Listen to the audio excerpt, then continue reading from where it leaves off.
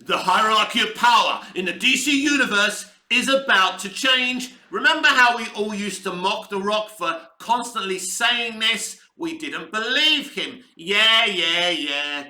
But if box office tracking is to be believed, the hierarchy of power in the DC universe is actually going to change, because thanks to advanced ticket sales, the tracking for the opening domestic weekend of Dwayne "The Rock" Johnson's Black Adam has been revealed, and it's $70 to $75 million just for the domestic opening weekend. Now, this is the same opening for the original Venom movie. It's interesting with Venom because the reactions to the movie by critics and Access Media weren't good, either for the first Venom or for the Venom sequel. But here's the thing, both movies have made excellent bank, excellent box office. No, they're not, they're not great cinema, if you like, but they're highly entertaining movies. And ultimately, isn't that why we go to the cinema? To be entertained. And both Venom movies are great in that aspect. So, basically, the first Venom movie finished on around 800 million. If Dwayne "The Rock" Johnson's Black Adam finishes at around 800 million, it's a huge win. Now everyone's going to try and take this film down and say if it doesn't make $1 billion, it's a flop. It doesn't have to make $1 billion. A 750, 800 million kind of cum would be sensational for this film. Not forgetting that the Batman made 750 million. And something else you have to understand about Black Adam, he's a little tinsy, little weeny character in terms of the hierarchy of power in the DC comic book universe. He's not really that big a deal in the comics. People love him. People, he has fans and all of that. He's Shazam's biggest enemy, right? But not even Shazam is huge in DC Comics. He's popular. I think he used to be bigger in the old days when he was called Captain Marvel. But ultimately, of course, because the past few movies in the DCEU have flopped, there has been this pressure for Black Adam to deliver in the box office. And you need to understand there's a difference between tracking and projections. Now, projections saw this movie opening up domestically from 50 to 70. Tracking is saying now from 70 to 75. That's really good. And tracking, as I say, is based on advanced ticket sales, which is a more accurate measurement of the opening domestic box office. So I think it's an exciting time to be a DC fan. I'm excited to see the theatrical release of Black Adam. I'm excited for you to see it. And then I'm excited for us to discuss it. But let's get the details about the tracking for the box office of Dwayne "The Rock" Johnson's Black Adam. And it's very exciting reading. Dwayne Johnson's Black Adam tracking for bullish 70 million to 75 million opening. The New Line and Warner Brothers movie, which opens later this month, marks the first time Johnson has starred in a live-action superhero pick. By Pamela McClintock of The Hollywood Reporter. If tracking is correct, Black Adam should bestow Dwayne Johnson with the biggest box office opening of his career, outside of the main Fast and Furious franchise. Now, it's important to understand he hasn't starred in one of those movies. Didn't he do a spin-off, which I think he kind of starred in with another actor? You'll have to excuse my ignorance. I don't follow that franchise. But anyway, this is a huge deal. And let's not forget, this is The Rock's passion project. So he's worked really, really hard. This is not just another Rock movie.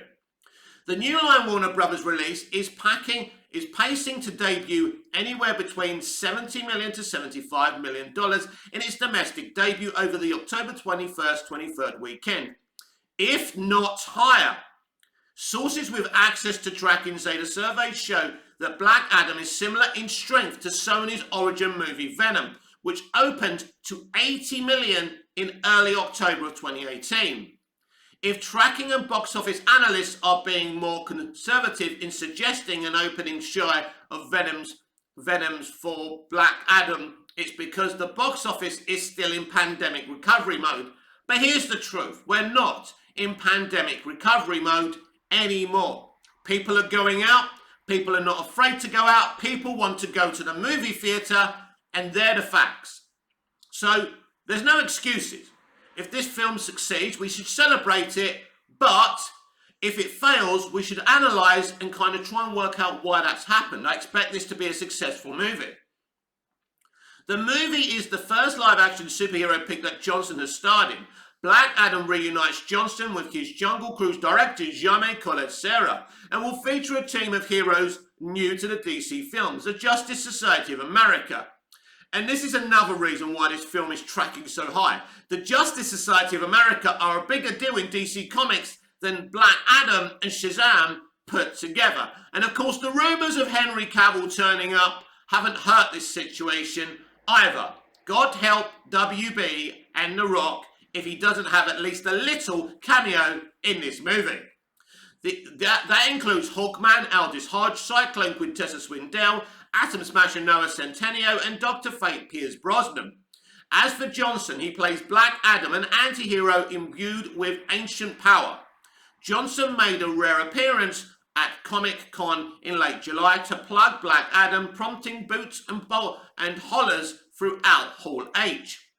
In more recent days, Johnson's personally stopped by the SoFi Stadium to introduce a new trailer for Black Adam at Los Angeles Rams Buffalo Bills game that kicked off the 2022 NFL regular season. The fresh look at the DC film also aired on NBC's broadcast of Thursday Night Football. Black Adam hopes to provide a needed boost of confidence for the box office after a worrisome slowdown in August and September. Let's be clear. There's been no big films being released in August and September. They killed the summer box office, the summer blockbuster. It's been, there's nothing been going on. That's why it's been bad. They need to make bigger movies and better movies for the summer. They have no one to blame but themselves. Anyway, following a summer boom, superhero films in particular have fared well throughout the pandemic era. Johnson was last in theatres this summer when voicing the lead role in Warner's DC's League of Super Pets. So, this is looking very good. Can tracking be relied upon? Normally, tracking is very reliable indeed, but you never know because things can change very, very quickly. But fingers crossed, this is looking really good for the movie, and the studio could be conservative, as the author of this article said. They could be really conservative with their projections, which means it could hit even higher. If it starts getting leaked out that Henry Cavill is in this movie, expect this movie to creep to well over $1 billion. But at 80 million opening box office is not just fine, it's extraordinary, it's fantastic, and don't forget, the DCEU hasn't done well in movie theatres in the past 3 movies. Wonder Woman 84 suffered because of a lackluster movie and because of the peak of the COVID pandemic. Birds of Prey, prior to that, was a flop, no excuses there. And James Gunn's The Suicide Squad also flopped in movie theatres. So the DC Extended Universe and WB are desperate for a huge hit for the DC Extended Universe. And this will be the first DC movie that's been released since Warner Brothers Discovery have merged with AT&T and Warner Media. So it's a huge moment to see what we can do here. And I think the box office is going to be huge, and I think everyone is going to love this movie. Sticking to the subject of Black Adam, Dwayne Johnson teases more superhero origins in Black Adam. Dwayne Johnson teases there will be other characters in Black Adam who will have their superhero origin stories told in the upcoming DCEU film by Andy, whose surname I can never pronounce, from Screen Rant. Black Adam star Dwayne Johnson teases that other characters will have their origin stories explored in the upcoming DCEU movie, so expect flashbacks, and that's very exciting. While Black Adam is best known for being Shazam's main villain in the DC lore, the DCEU will take a different route with him by exploring Johnson's character as an anti-hero. After years of being stuck in development hell, Black Adam is finally arriving in theatres this month. nearly a decade since Johnson was cast as the DC icon. Directed by Jaume Collet-Serra, Black Adam explores Teth Adams' tragic origin story and how he goes from being a Kardak slave to one of the most powerful beings on the planet. Having the same powers as Zachary Levi's Shazam, the DCEU film will also introduce the Justice Society of America, the Golden Age team that predates the Justice League in the comics. While the lineup has looked different over the years, Black Adam's Justice Society will consist of Hawkman, Atom Smasher, Cyclone, and Dr. Fate, who will come into conflict with Johnson's titular character. It's important I remind you again that it is Amanda Waller who recruits the JSA to capture Black Adam. I think, is this a spoiler to say? Let's say that's not exactly going to happen and Waller needs to do something else by the end of the movie. So huge DC Extended Universe connections in this movie, which is also so exciting for all the fans. Even though Black Adam will be focusing on multiple DC characters, it appears there will be other superheroes besides the Justice Society. Johnson and the cast recently attended a Black Adam fan event via Reddit to promote the film, and the leading star ended up dropping a massive tease about other players that get their origin stories told too. According to Johnson, there are characters in the film who aren't superheroes yet, sharing the following. Now this is interesting. Who is he talking about? Because obviously the JSA are superheroes. So what he could be saying is, so I've lost my place now, sorry about that, we're not starting again. Yeah, so here we go. Sorry about that. Hope you're still with me. Right, aside from Black Adam himself and the Justice Society members, there is at least one more major DC Comics character in the film. Sarah Shahi is set to play Adriana Tomez, who is one of the Kardak resistance fighters in the comics. Adriana is better known as the superheroine Isis, and while his character's last name hasn't been confirmed yet, Bodhi Sambugla will play a character named, Armon, and was described as having a key role when he was cast back in April 2021. Black Adam's Amon may be none other than Amon Tomaz, aka the DC version of Osiris, Isis's brother. Based on the trailers, it seems this version of Amon, if he truly is Osiris, will be Adriana's son rather than her sibling. Very interesting. So to have Isis and her sibling in this movie is sensational, isn't it? Absolutely exciting. So this movie has a lot to it, and I hope critics don't start accusing it of being overstuffed, because I think if we embrace what this film is, we're all going to be very, very positive about the future of the DC Extended Universe. And yes, if it's successful, we're going to get more of this universe, and why fucking not? Why wouldn't you want that? Whether they will actually become Isis and Osiris in Black Adam remains to be seen, because Johnson's comments could merely mean the film will hint at their respective destinies as superheroes. It wouldn't be shocking if there is a scene or two where it's implied that one of them has powers in some capacity. Perhaps Isis and Osiris could be two of the characters that Johnson has Black Adam spin-off projects in mind for, which would allow their stories to continue after the first film. With only a few weeks left to go before Black Adam opens in theatres, it will soon be known what other superheroes pop up in the film and join the larger DCEU. So this is what we want. We haven't had hype and excitement for the DC Extended Universe like this for a long time. I tell you what, The Rock knows how to do a party, right? He knows how to promote a movie, and he's promoting this movie the right way. Who better do you want promoting a DC movie? He gets the hype. And this is a very, very important moment in the future of the DC Extended Universe. And it also could forge Zaslav's decision in who finally he appoints as the DC Studios president. Now let's focus on the Batman sequel, and some comments by Joker actor Barry Keoghan, because this is interesting. Actor Barry Keoghan addresses his possible The Batman 2 Joker return, sharing his hopes to come back as the iconic clown prince of crime. Yes, now we have two Jokers in the DC live-action universe. We have Joaquin Phoenix's version and Barry's version as well. I celebrate them both, but I want to see more of Barry's Joker before I make my final decision if I like him or not. I love the actor, by the way. So Barry Keoghan, who had a cameo as the Joker in the 2022 hit film, is hopeful for an upcoming reprisal of his role in The Batman 2. The Batman was released to widespread critical acclaim and commercial success, with many audiences praising the film as worthy successor to Christopher Nolan's Dark Knight trilogy. The film's focus on a mental battle between Robert Pattinson's Batman and Paul Dano's Riddler gave the movie a unique sense of style, bolstered by a dark tone that added to its suspense. Twists to established Batman lore, including Bruce Wayne and Selina Kyle's backstories, added to the unpredictability of the film as well.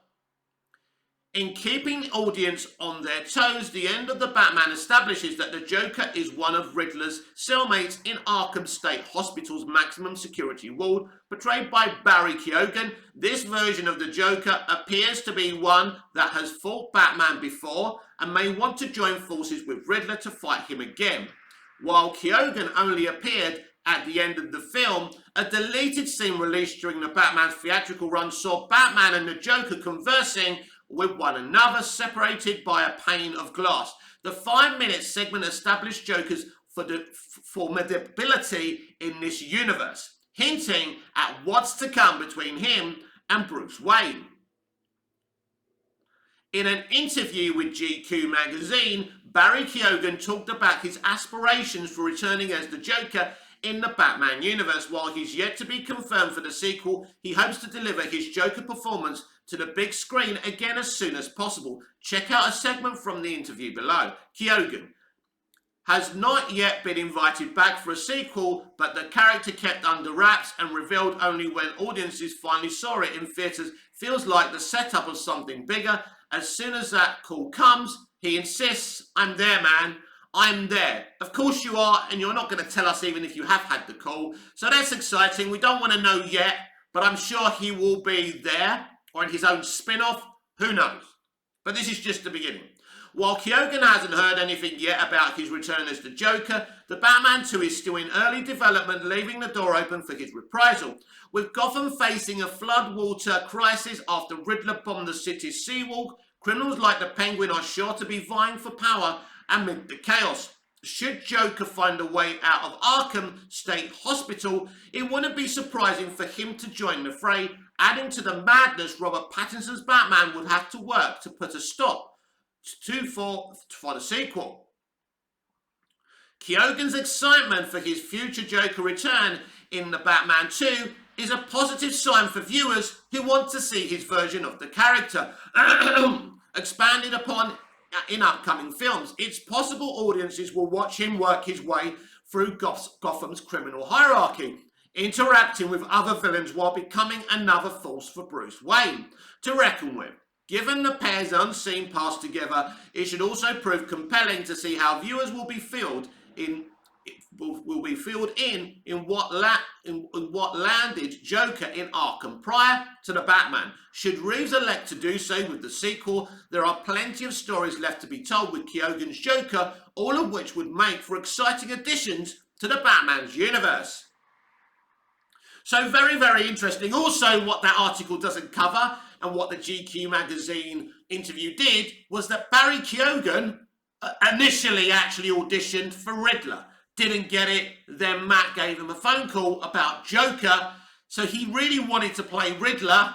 But when the Joker obviously put, that possibility came along, he was very happy. But he did want to play the Riddler. I do have a theory about the Batman sequel though. So what if we've got lots and lots of villains in the Batman sequel together? Maybe together or maybe separated. We could have a unified villain story, or we could have gangland warfare. Could all these villains separately be fighting each other to take control of the water-drenched Gotham City in the Batman sequel? I think this will be interesting because this puts Batman in the middle.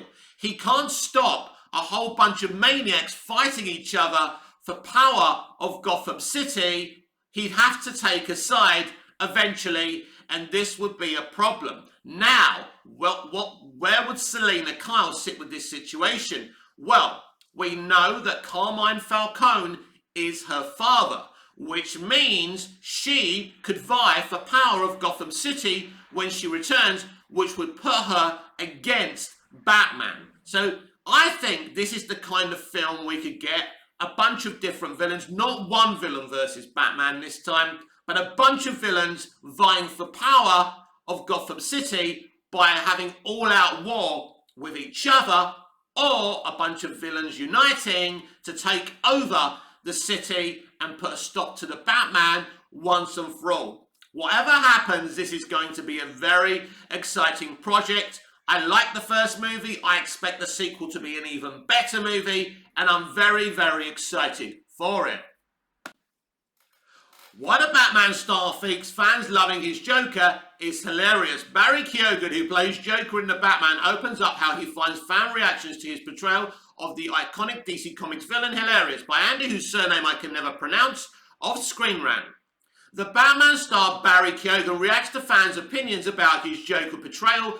2022 marked the year The Dark Knight made his return to the big screen, with Matt Reeves rebooting the franchise, starring Robert Pattinson as Bruce Wayne. The Batman centered on the Vigilante's second year as Gotham City's prosecutor. The Batman found Bruce Wayne, Batman, the terrorist Edward Nashton, aka the Riddler, while also introducing other villains from Bruce's rogues gallery.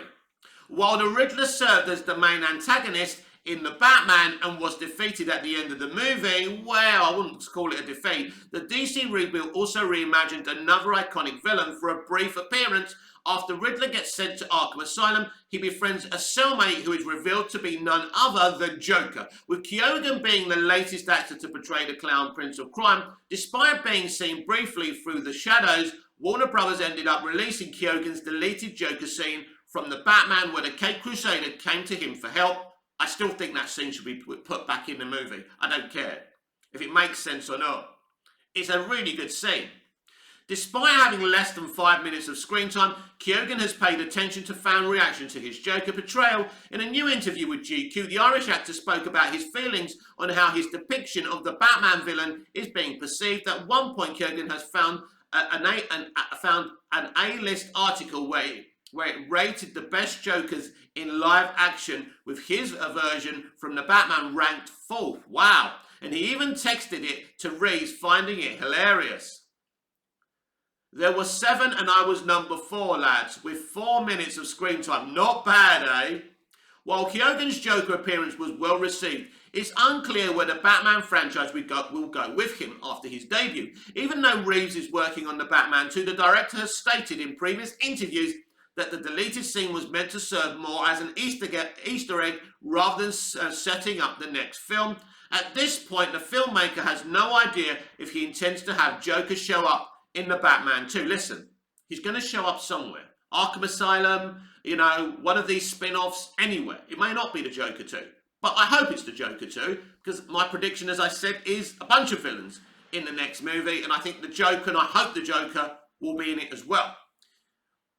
In many ways, it will be predictable if Joker served as Batman 2's main antagonist. But there's the thing. It may sound predictable, but I don't think there's going to be a main antagonist. I talk to so many fans of the Batman and Batman in general saying, who do you think is going to be the main antagonist, the main villain? And I've told you this, and I haven't changed my mind on this from day one, from the movie's release, when I saw the test screening. There's no main antagonist. No main antagonist. There's going to be a bunch of them in the next movie, and that excites me. So where are we? So, has no idea if he intends to have Joker show up in The Batman 2. In many ways, it would be predictable if the Joker served as the Batman's 2 main antagonists, as it would follow the same trajectory as The Dark Knight, which may be one of the reasons Reeves doesn't want to use him in the sequel. Well, that's Andy. That's just such a dumb thing to say. I mean, I don't think he will be the main antagonist, but if he was, that's okay. But he may have a small part to play in the movie, because we had another Joker in a Batman sequel, then another Joker can never be in another Batman sequel again. It's a ridiculous take. Given that Batman has endless amount of villains to choose from, Joker could be saved for the future. I don't agree. He's been revealed, so he's out there. Perhaps even in a sequel trilogy, out of any Batman villains, Joker has been used the most in live action, couldn't give a shit, and the people who are triggered by that are just dumb. which has prevented other enemies from getting the spotlight. Well, you basically, if you can hit a home run, you hit a home run, and you go for your most popular characters. After all, Hollywood is a business. What's great about the Batman's Joker is that much like Selina Kyle and Penguin, Keoghan's character is still in his early days, allowing the franchise to flesh out his background in the future. Even prior to the Batman opening in theatres, several cast members had spoken heavily about wanting to see the Court of Owls as Bruce's next obstacle. But even if you do the Court of Owls, maybe that will be revealed. They will be behind the scenes in several movies, but won't totally reveal themselves. So I think that's something that's going to become slowly. I think that's going to be a slow burn, and that's okay. As Bruce's next obstacle, especially as they have never been explored in DC movies, which would be far more interesting at this point than getting another Joker story. Why is it that why are we in this era where people say this or that? It's not this or that. It's not Court of Owls or the Joker. You can literally have both. Just shut it. Even if it's not in the next film, the Batman has set up a fascinating take on Joker, and hopefully whenever Keoghan reprises that character, Reeves will get to add something new to the popular DC foe. Look, most people, if not everyone, wants to see the Joker, and loved Keoghan's Joker, even though really it's stupid to start ranking him after such a little scene. But that 5 minutes deleted scene did reveal a lot about Reeves and Keoghan's take on Joker, and I fucking loved it. It was very intelligently done, and you could see the layers, those onion layers, you know, those leaves coming off, and it really was riveting and fascinating, and of course we all want to see more of that. I want to see more of that, and we will. And we will see that very, very soon, either in the sequel, one of the spin-offs, but we are going to get more Joker because people love Joker. In every time a DC live-action movie references to Joker or he's in a live-action movie, the movie uplifts its box office. Burton's Joker, played by Jack Nicholson, uplifted Batman 89. The Dark Knight, having the Joker in it as its main antagonist, uplifted the box office for that movie. Take away Heath Ledger's performance. Take away the Joker. How much money would that film have made? We'll never know. Maybe they would have had an even better antagonist. Maybe. I'm just saying, look at the Suicide Squad movie, the first one. The Joker's there, you've got Joker and Harley. We're seeing elements of that romance in back flashbacks. So that film made a lot of money because of Harley and the Joker, not just because of Harley. Because other movies haven't done so well with Harley Quinn, Birds of Prey, and James Gunn's The Suicide Squad. So it kind of says she's not as big a pull as everyone claims she is. It's really the Joker that is the box office heavyweight for DC live action, and the evidence is there. I think I'm going to finish off today's video by talking about Black Adam. After all, that's all any of us can talk about. It's the next upcoming DC movie, and it's exciting. Black Adam really is a great advertisement for allowing someone with a vision to have full control. Now it's interesting. Margot Robbie had full control of Birds of Prey. In fact, Walter Hamada has given David Zaslav a full write-up of all the talent at the DC Extended Universe, and he was none too complimentary about Margot Robbie's running of Birds of Prey, and she did. And everyone was asleep and not blaming her and blaming director Cathy Yan. Cathy can only do which is in her Roadhouse, but she was employed by Robbie, and she was employed by Robbie not because of her skills as a director, but because of how she represents. These are the issues with Margot Robbie, and her Barbie movie will bring you the same problems. But when you look at, The Rock's leadership of the Black Adam movie, it's so different because he has his own production company, so does Margot Robbie. But Margot Robbie couldn't run a piss up in a brewery, and, The Rock has the talent, the brains, the intellect. And I think what Birds of Prey and Black Adam show you is the right way to run a movie and the wrong way to run a movie. Here you've got two separate actors literally running the production of a movie. It was The Rock who did the casting. It was The Rock who brought in the director. And the results of Black Adam are going to be better than the results of Birds of Prey. Because Black Adam is about entertaining people, pleasing DC and Black Adam and Shazam universe fans. There's a positivity about Black Adam, a positivity we didn't get with Birds of Prey, because here's the thing. The dominating audience are straight white males. They're the most people who go in and watch films, right? I'm not saying other people don't, but they're the factor. And they're the ones who will buy the merch, buy the Blu-ray, buy this, buy the hot toys. These are the facts. And once you insult that demographic, you ain't going to make much money. Birds of Prey insulted that demographic by saying men always take credit for women's work. It was a ridiculous pitch, but this is how Margot Robbie feels about men, because this is what these people are. This is what this industry is. I keep on saying this. They've hijacked this industry and they're destroying it. But The Rock gets it, because The Rock's a DC fan. He's been reading DC and Black Adam since he was a small boy, and he wanted to get this right. And I believe he has got this right.